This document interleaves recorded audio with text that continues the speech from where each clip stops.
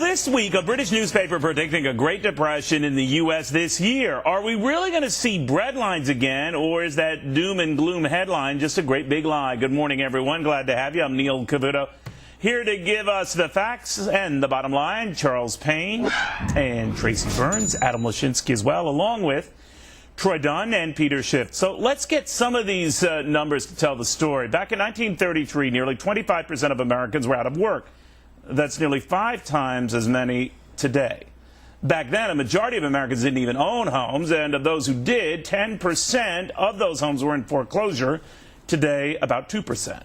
So, Charles, even with an unemployment rate that backed up to 5.1% on Friday with the March report, doesn't seem like a depression. Absolutely not. I mean, these type of articles are divisive. They're designed to create tension, to cause problems, and it's the type of stuff we hear from the political arena. There are just so many things that are different. There were 8 million people unemployed then. There are less than 8 million people unemployed now. And as you pointed out, the disparity is huge: 5% versus 25%. 9,000 banks went under during the Great Depression. Life expectancy in 1932 was 59. It's bordering 79 years old now. I mean, it's totally night and day, and it's totally unfortunate. Charles, it's just getting started. This is not 1933 yet. It's still 1929. The bubble just burst.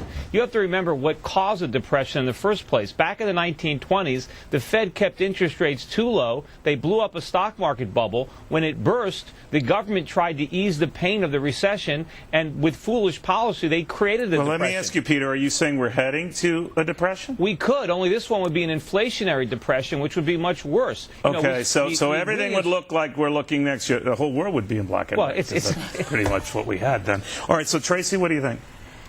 If we were even close, Peter, I wouldn't be killing myself to get Jonas Brothers tickets for my kids. I had to practically stand online for the Wii. Apple came out with great numbers. RIM came out with great numbers. We wouldn't be seeing Monsanto came out with great numbers. We wouldn't be seeing this kind of stuff if it was doom and gloom. And this is not a precursory to the end. This is not. As a matter of fact, we're just starting to get done with this nonsense. No, we're not. Quite frankly, we absolutely. Let me bring Troy in. Troy Dunn, what do you make of this?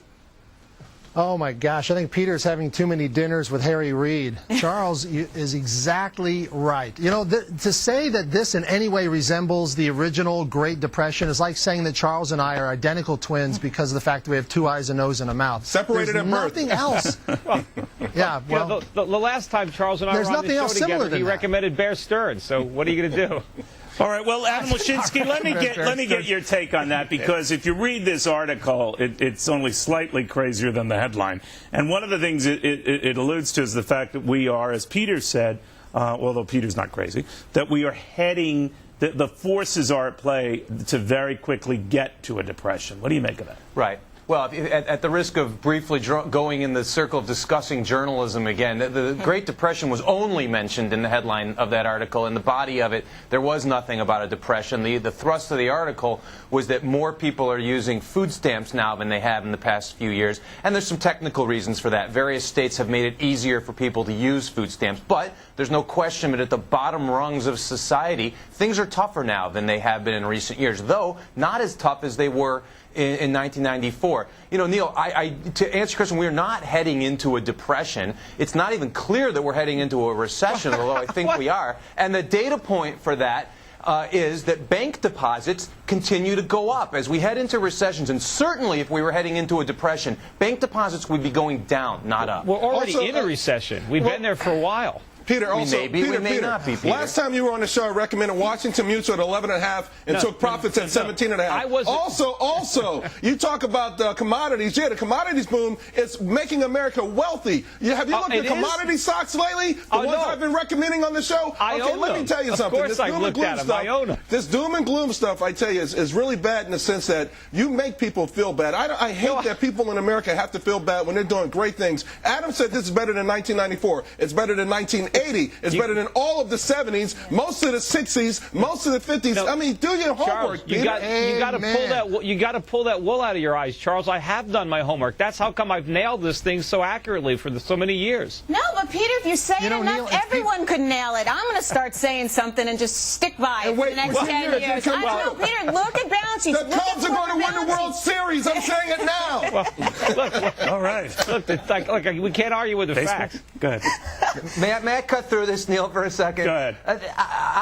There's no question that we're not heading into a depression, and that's because the Fed is acting responsibly. You know, the big debate is should the Fed be bailing out people on Main Street as well? And as I've said before, and as the Fed has said, that isn't their job. Their job is to make sure that there's not a panic, and that when there is a credit crunch, they work to make sure that there's liquidity in the system. It's what they didn't do. But I guess what I'm saying, guys, making it worse. Troy, and maybe you can help me with this. What I'm saying is we have to be very careful in the language we use and the headlines we write. We do. And when Hillary Clinton is talking about at the end of the week, but at the end of the week, Hillary Clinton is talking about appointing a poverty czar if she were president of the United States.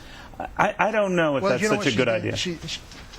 Yeah, you know what? She's catering to the concept that misery loves company. She wants to be the rescuer and the big Robin Hood of it all. But you're absolutely right, Neil, that we're going to create a self-fulfilling prophecy for some people. You know, not everybody's feeling any one thing at any given time. Like we all don't have a rainstorm at the same time. You know, Michigan's up there thanks to the auto industry's unions. They're having the highest unemployment in the country, while people like Utah, who are in the steel manufacturing business, the same type of industry, are having some of the lowest unemployment. It isn't anything happening nationally. It's individual and organizational decisions. People need to get rid of this chicken little mentality, because here's what I'm afraid is going to happen. If people listen to Peter and people like Peter, the same people that held on to their real estate investments too long and got stuck in their flip. If they listened to me, they didn't do that. They're going to wait too long to come back into the market. No, I'm the one that told them to sell. If you run fearful, you're going to broke. I want to say one thing. You're going to make people broke. A report was out this week. I've been making them rich. What are you kidding me? A report was out this week that in the top 50 cities in America, only 52% of kids are graduating. That's the type of stuff we should be worried about. That's the type of stuff that could propel us into something drastically like the Depression years. We have some very serious problems. Don't diminish them or belittle them. The Fed and the government helped create them. Now this foolish policy is making them worse.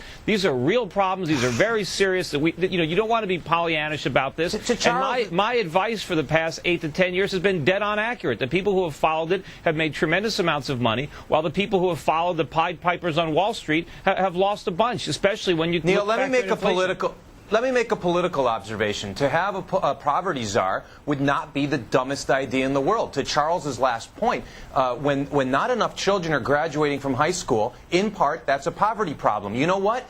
We could use a poverty czar in the best of times in America. That's just politics and policy. It's not a terrible idea. If she's going to do that, she might as well have a pasta czar, and I'll volunteer.